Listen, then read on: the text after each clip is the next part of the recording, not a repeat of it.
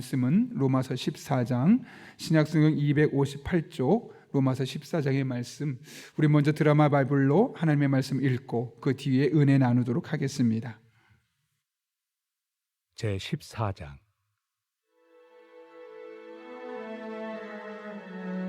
믿음이 연약한 자를 너희가 받되 그의 의견을 비판하지 말라.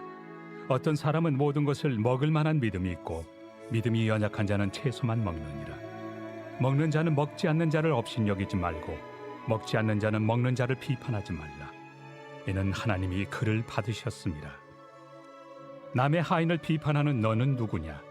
그가 서 있는 것이나 넘어지는 것이 자기 주인에게 있음에 그가 세움을 받으리니 이는 그를 세우시는 권능이 주께 있습니다.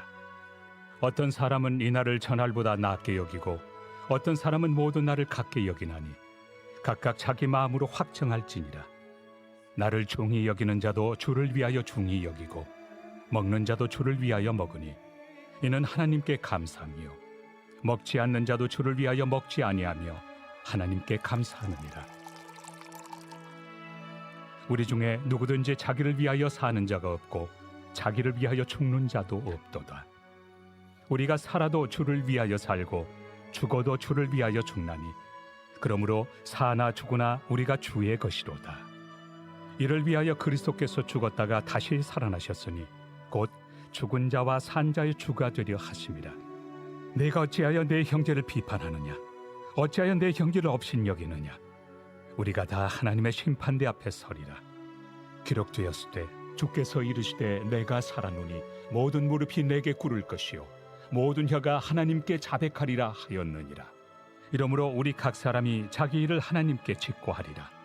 그런즉 우리가 다시는 서로 비판하지 말고 도리어 부딪힐 것이나 거칠 것을 형제 앞에 두지 아니하도록 주의하라. 내가 주 예수 안에서 알고 확신하노니 무엇이든지 스스로 속된 것이 없으되 다만 속되게 여기는 그 사람에게는 속되니라. 만일 음식으로 말미암아 내 형제가 근심하게 되면 이는 내가 사랑으로 행하지 아니함이라. 그리스도께서 대신하여 죽으신 형제를 내 음식으로 망하게 하지 말라. 그러므로 너희의 선한 것이 비방을 받지 않게 하라. 하나님의 나라는 먹는 것과 마시는 것이 아니요 오직 성령 안에 있는 의와 평강과 희락이라. 이로써 그리스도를 섬기는 자는 하나님을 기쁘시게 하며 사람에게도 칭찬을 받느니라. 그러므로 우리가 화평의 일과 서로 덕을 세우는 일을 힘쓰나니 음식으로 말미암아 하나님의 사업을 무너지게 하지 말라. 만물이 다 깨끗하되 거리낌으로 먹는 사람에게는 악한 것이라.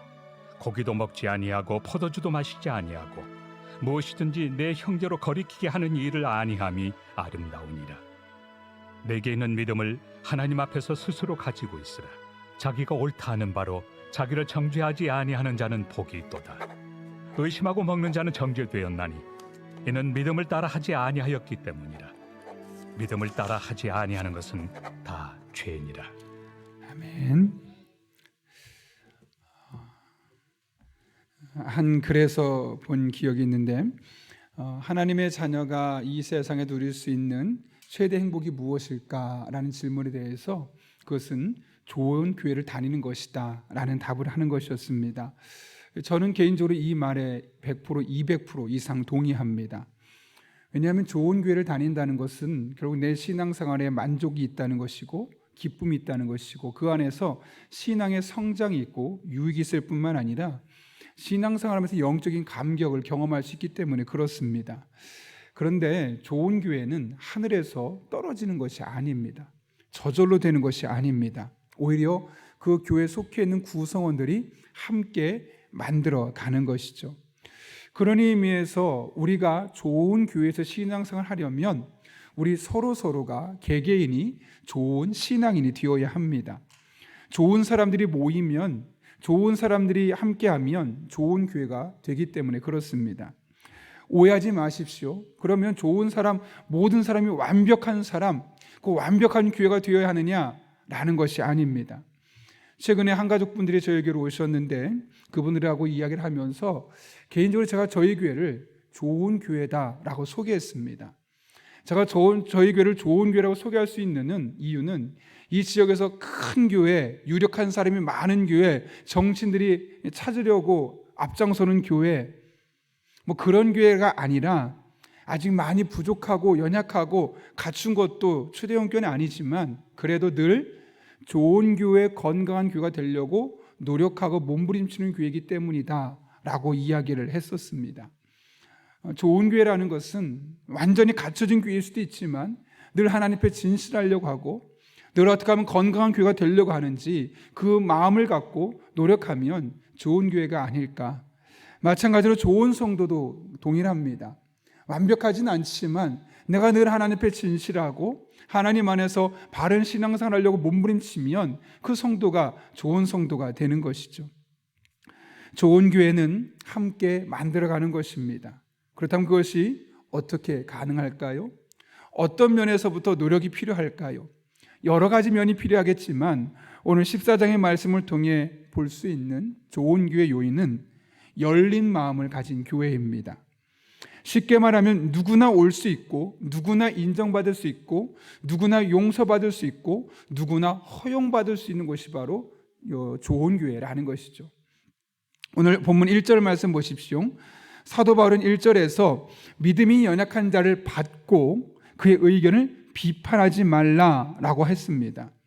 이게 무슨 말일까요, 여러분? 믿음이 연약한 사람이 말도 안 되는 의견을 개진할 수 있다는 겁니다. 그러나 믿음이 연약한 사람의 의견이라고 해서 그것을 무시하거나 그 사람을 무조건적으로 비판하지 말라는 겁니다. 그대로 하자 말자 그 사람의 의견을 수용하겠느냐 말겠느냐는 그 이후의 문제입니다. 우선 그 사람을 먼저 받아들여 주는 것이 필요하다는 것이죠. 구체적으로 2절과 3절에서 그 이야기를 나누고 있는데요. 당시에 음식을 먹는 것으로 인해서 신앙인들 사이에 두 부류로 나뉘어 있었습니다. 첫 번째 부류는 이방 신전에서 제사를 드리고 나온 그 음식을 먹어도 된다.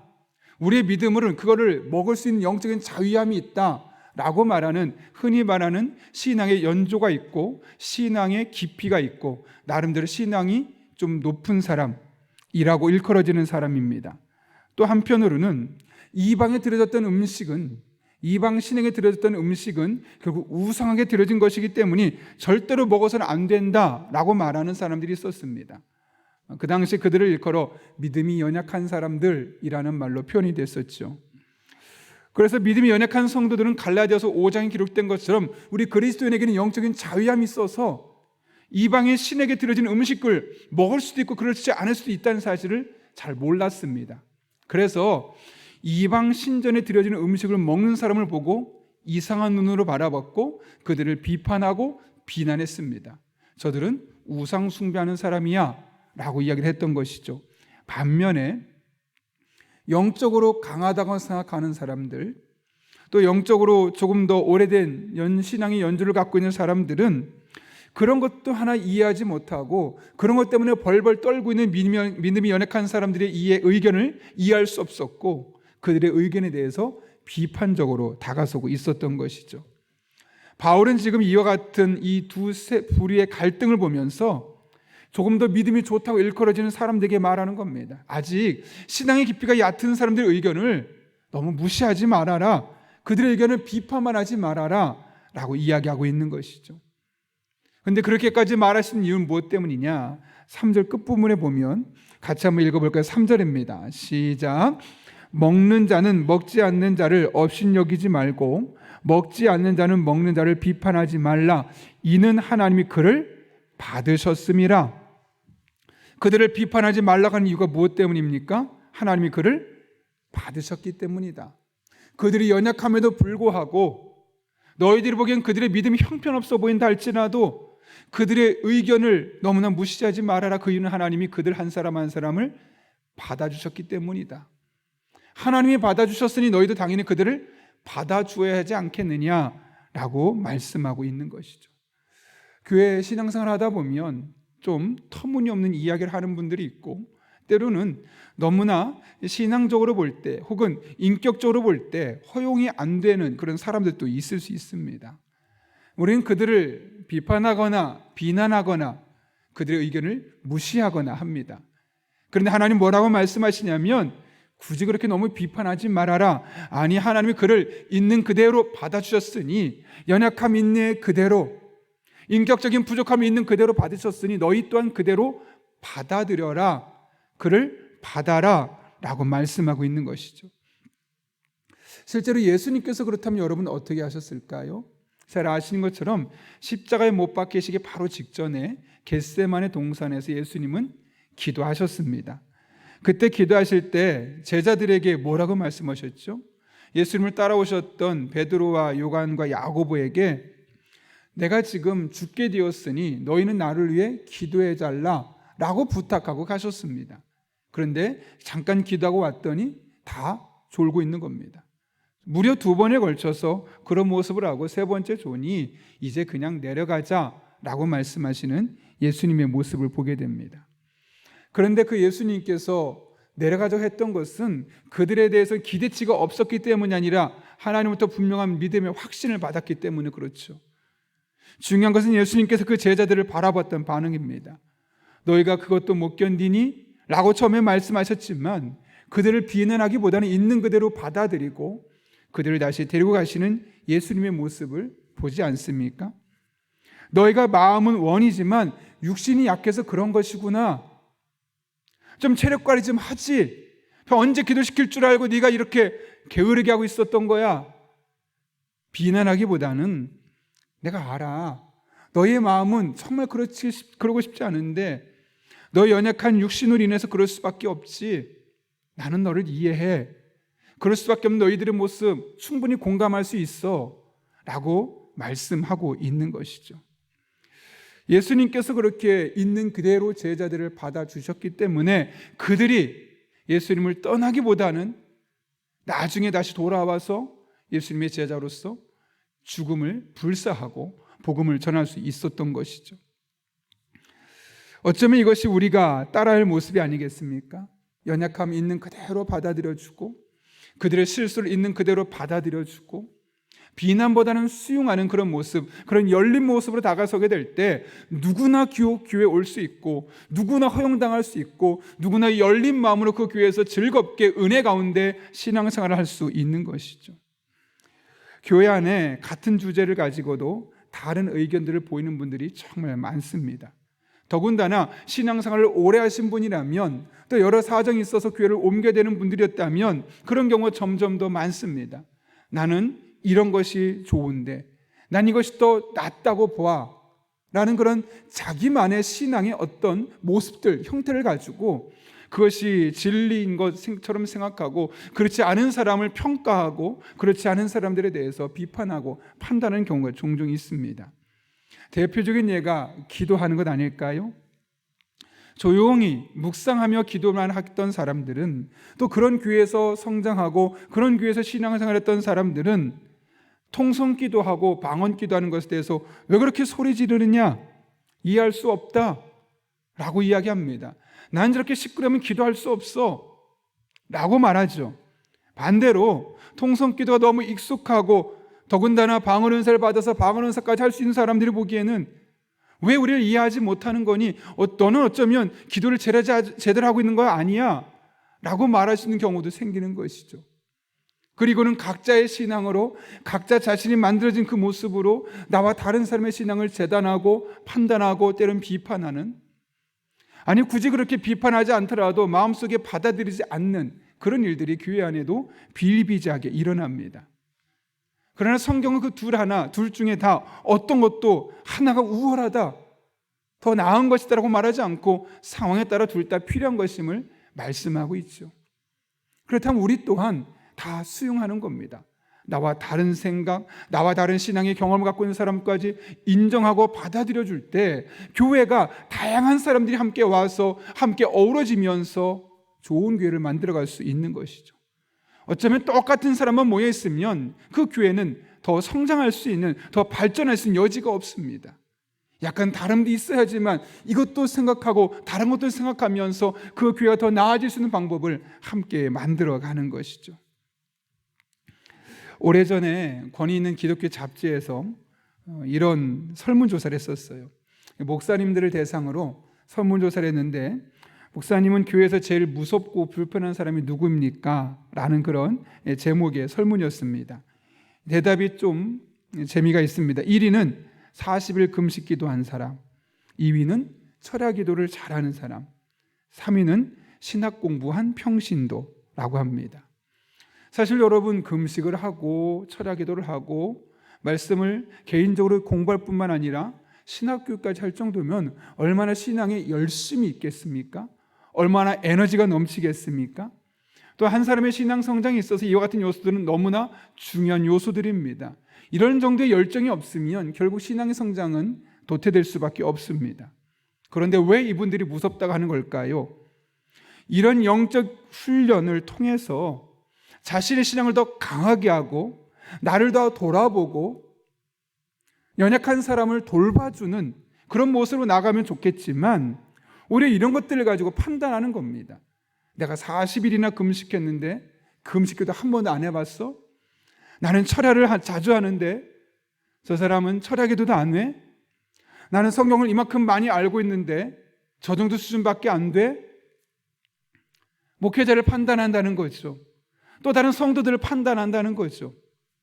그래서 그런 성도들이 교회에 많으면 사실은 교회가 더 잘 되고 교회가 더 은혜가 넘치고 교회가 더 좋은 교회가 되어야 하는데 그런 사람들이 많을수록 오히려 교회가 분란이 일어나고 좋은 교회를 가는 길에 어렵고 그 교회에서 제일 불편하고 무서운 사람이 되어져 가고 있다는 거죠. 마치 날이 잘 선 칼이 있는데 그 칼로 과일을 썰거나 그런 것이 아니라 오히려 사람을 찌르는 그런 역할을 한 것과 마찬가지를 한다는 겁니다. 왜 그렇습니까, 여러분? 왜 이와 같이 다른 사람을 수용하지 못하고 다른 사람을 받아들이지 못하고 비판하는 모습을 보이게 되는 걸까요? 아니, 그러한 때 우리는 도대체 어떻게 해야 되는 것일까요? 오늘 본문 9절부터 11절까지 말씀 보면 이렇게 기록하고 있습니다. 우리 한번 9절부터 11절까지 읽겠습니다. 시작. 이를 위하여 그리스도께서 죽었다가 다시 살아나셨으니 곧 죽은 자와 산 자의 주가 되려 하심이라. 내가 어찌하여 내 형제를 비판하느냐? 어찌하여 내 형제를 업신여기느냐? 우리가 다 하나님의 심판대 앞에 서리라. 기록되었으되 주께서 이르시되 내가 살았노니 모든 무릎이 내게 꿇을 것이요 모든 혀가 하나님께 자백하리라 하였느니라. 12절. 이러므로 우리 각 사람이 자기 일을 하나님께 직고하리라. 아멘. 여러분, 이게 무슨 말이겠습니까? 다른 사람의 연약함과 부족함을 판단하고 비판할 것이 아니라 지금 자신의 모습을 돌아보라는 것이죠. 자신을 비판하라는 것이죠. 하나님의 심판대 앞에는 저 사람이 이 정도입니다. 저 사람이 연약합니다. 저 사람이 실수했습니다. 다른 사람의 부족함을 갖고 연약함을 가지고 나가는 자리가 아니라 나 자신의 연약함을 가지고 나가는 자리가 바로 하나님의 심판대라는 사실을 우리에게 분명히 말씀하고 있는 것이죠. 그런 의미에서 누군가에게 연약함이 보인다면, 부족함이 보인다면 그것은 그 사람을 비판하고 판단하기 위해서 주어진 것이 아니라 돌아보며 너는 어떤지, 아니 나는 어떤지 살펴보라는 하나님의 메시지일 수 있습니다. 평가하고 판단하는 것이 아니라, 물론 건전한 의미에서 판단은 필요하지만 비판으로 이어지는 부정적인 의미의 판단을 하지 말라는 것이죠. 그리고 설사 그런 모습이 보인다면 나에게 적용하라는 겁니다. 우리 각 사람이 하나님의 심판 앞에 서게 될 것이고 하나님 앞에 직고하게 될 것인데 너는 과연 괜찮니? 너는 어떤 사람이니? 스스로에게 질문할 수 있어야 되고 그 질문에 대해서 우리는 부끄럽지 않은 사람의 모습을 보여줄 수 있어야 하는 것이죠. 비판하는 사람이 아니라 감싸주는 사람, 격려하는 사람, 이것이 바로 예수님께서 우리에게 보여준 보본이었고 우리 또한 이 세상을 살아가면서 그와 같은 모습을 보여야겠습니다. 가정 안에서도 그런 일 있지 않을까요? 배우자가 하는 모습이 다 어떻게 마음에 들겠습니까? 그걸 일일이 비판하고 일일이 그것들을 판단하고 말하기 시작하면 그 가정은 든든히 세워질 수 없는 겁니다. 연약함이 있죠. 당연히 부족하죠. 있는 그대로 받아주는 겁니다. 하나님이 그를 받으셨으니 나 또한 있는 그대로 받아주고 오히려 나에게 그런 모습은 없나? 나의 잘못은 없나? 나의 어떤 모습 때문에 저 사람이 이런 모습을 보이는 것은 아닌가? 돌아보는 그런 우리의 모습이 필요한 것이죠. 가정에서건 교회에서건 우리가 수많은 사람과의 만남의 관계 속에서 당연히 우리가 살펴보아야만 하는 영적인 덕목입니다. 오늘도 하나님께서 우리들에게 하루라는 시간을 주셨고 우리의 삶의 자리에 다양한 만남을 예비해 주셨습니다. 그 안에서 우리는 연약한 사람, 부족한 사람을 비난하고 비판하고 판단하는 것이 아니라 하나님이 그를 받으셨으니 있는 그대로 받고 우리 그것을 가지고 나에게 반면교사로 삼아 우리의 신앙이 더욱더 성장하고 우리가 있음으로 말미암아 우리 가정이 건강해지고 우리 교회가 더 좋은 교회가 되어지고 내가 속해 있는 그 공동체마다 더 나은 공동체로 세워지는 그런 복된 한 날이 될 수 있기를 예수님의 이름으로 축원합니다. 함께 기도하겠습니다. 거룩하신 아버지 하나님, 믿음이 연약한 자를 너희가 받되 그의 의견을 비판하지 말라라고 말씀하시고 각 사람이 하나님의 심판대 앞에서 자기 일을 직고할 것이라 말씀하셨습니다.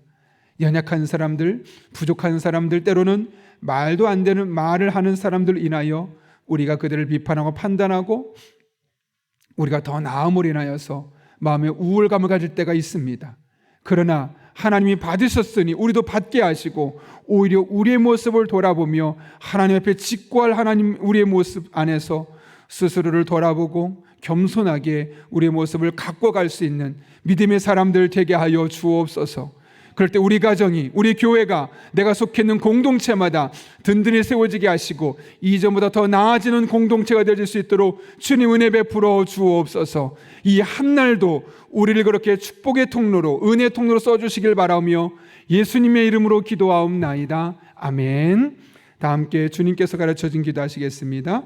하늘에 계신 우리 아버지, 아버지의 이름을 거룩하게 하시며 아버지의 나라가 오게 하시며 아버지의 뜻이 하늘에서와 같이 땅에서도 이루어지게 하소서.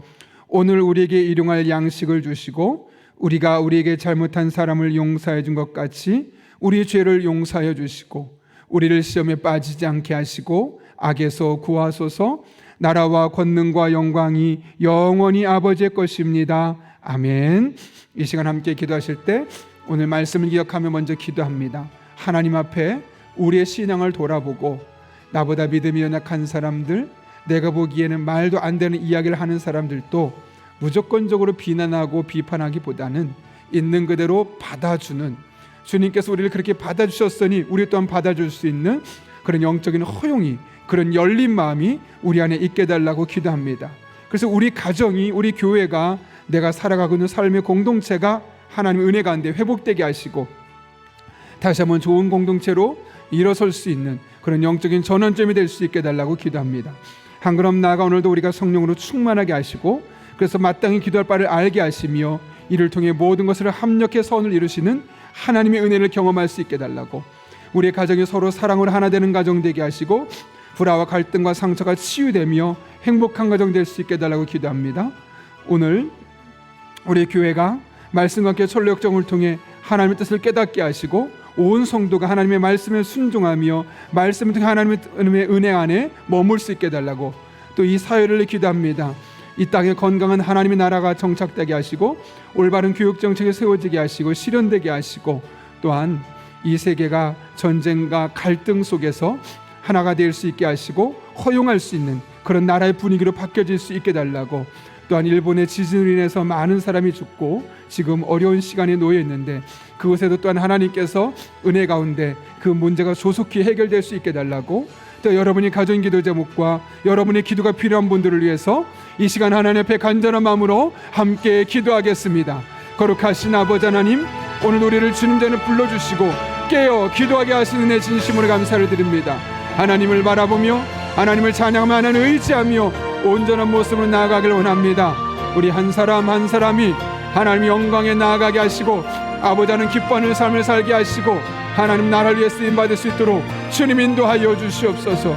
모든 것이 하나님의 은혜로 되어지는 것인데 이 새벽에 우리를 붙잡아 주시되 우리를 받아주셨사오니, 연약한 자들을 있는 그대로 받아주셨사오니 편단하고 비판하고 부정적으로 사람들을 바라보는 것이 아니라 하나님의 눈으로 우리가 바라볼 수 있게 도와주시고 연약함을 사랑으로, 부족함을 긍휼로, 아버지 하나님 절망을 소망의 눈길로 바라볼 수 있는 믿음의 사람들 되게 도와주셔서 삶의 순간순간마다 하나님과 동행하는 자들 되게 도와주시고, 우리의 기도가 얕은 기도가 아니라 깊은 기도가 되게 도와주시고, 나만을 위한 기도가 아니라 다른 누군가를 위한 기도가 되게 도와주시고, 그렇게 하나님 영광에 쓰임받는 믿음의 사람의 삶이 될 수 있도록 주님은 총도하여 주옵소서.